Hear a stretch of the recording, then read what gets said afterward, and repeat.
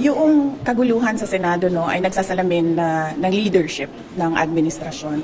Yung kaguluhan at kawalang direksyon ng ating bansa ay nagsasalamin ng kung ano yung klase ng leadership meron ang nakaupo sa palasyo at ng ating administrasyon. Dahil lahat naman ng tao nagre-recognize sila ng kung ano yung direksyon ng isang leader. Pero kapag wala yung direksyon, wala yung vision, ay nagkakanya-kanya talaga ang mga tao. Yan yung nakikita natin sa hindi lang sa Senado but sa buong bansa. So, dalawang Senate President, si Acting Linda Chinetsi, anong insights kanina?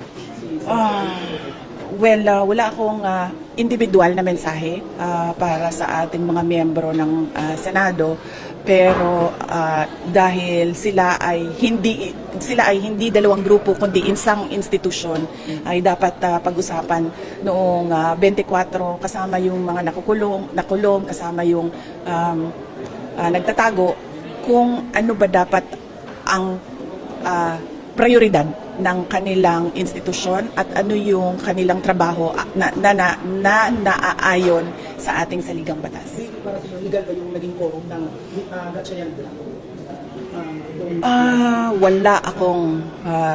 Wala akong legal na opinion sa mga pangyayari.